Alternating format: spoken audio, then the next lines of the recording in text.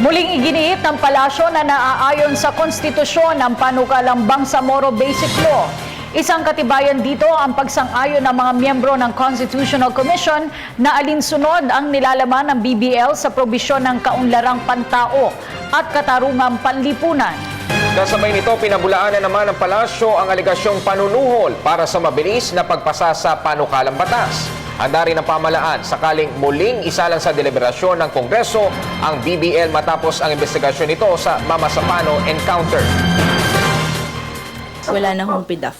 Wala hong PIDAF. Baka sabihin gagamit kami ng PIDAF, wala na hong PIDAF. Walang pabaon. Hindi ho uso sa Aquino administration yun. Thank you. Ang sinasabi po lagi ni Secretary Delis ay upuan nating lahat, tignan natin, pag-usapan natin. Kasi bukas kami sa mga pagbabago.